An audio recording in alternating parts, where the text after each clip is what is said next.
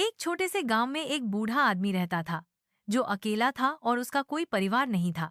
उसकी एकमात्र साथी थी एक सफेद रंग की बूढ़ी गाय, जिसे वह गौरी कहकर बुलाता था।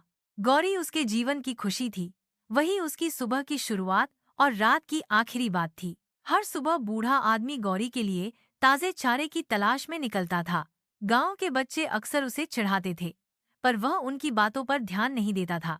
गौरी को देखकर उसकी आंखों में एक चमक आ जाती थी, जैसे उसे जीवन में सब कुछ मिल गया हो। गौरी भी बूढ़े आदमी से बेहद जुड़ी हुई थी।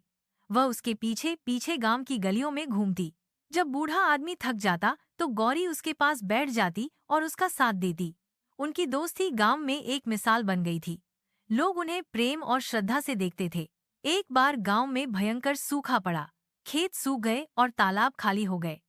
लोग गांव छोड़ने लगे, पर बूढ़ा आदमी अपनी गौरी को छोड़कर कहीं नहीं गया। उसने गौरी के लिए अपने हिस्से की रोटियां तक त्याग दी, पर उसे भूखा नहीं रहने दिया।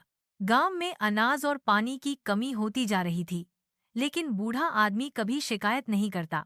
गौरी की देखभाल में ही वह अपनी खुशी ढूंढता था, चाहे खुद भूखा रहना पड़े। उसने एक पुराने कुएं को साफ किया ताकि गौरी के लिए पानी निकाल सके। उसकी मेहनत रंग लाई। कुएं से फिर पानी निकलने लगा और गांव के लोग चौंक गए। अब सभी लोग उसी कुएं से पानी भरने लगे और उन्होंने बूढ़े आदमी को धन्यवाद कहा। लेकिन वह सिर्फ मुस्कुराता और कहता, मैंने तो अपनी गौरी के लिए किया। इस घटना के बाद गांव वालों का नजरिया बदल गया। वे अब बूढ़े आदमी का सम्मान करने लगे। गौरी भी अब गांव की प्यारी बन गई थी। बच्चे उसके पास आकर खेलते थे। बूढ़ा आदमी खुश था कि अब उसकी प्यारी गौरी को सब प्यार देने लगे थे।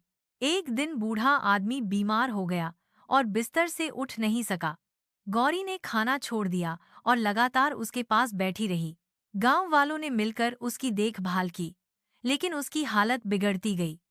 बूढ़ा आदमी ने अपने अंतिम क्षणों में गौरी का सिर सहलाया और कहा, तू मेरी सबसे बड़ी दौलत रही है, तुझसे ज्यादा कोई नहीं। गौरी की आंखों से आंसू बह निकले, जैसे वह सब समझ रही हो। बूढ़ा आदमी शांति से चल बसा, लेकिन गांव वालों ने उसे पूरे सम्मान के साथ विदा दी। गौरी कई दिनों तक उसकी कब्र के पास बैठी रही, जैसे उसका इंतजार कर रही हो। वो अब अकेली थी, पर गांव वालों ने उसे अकेला नहीं छोड़ा।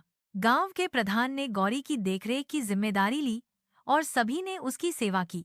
गौरी अब गांव की मां मानी जाने लगी और हर त्योहार पर उसकी पूजा की जाती। बूढ़ा आदमी अब नहीं था, पर उसकी गौरी आज भी उसके प्रेम की निशानी बनकर जी रही थी।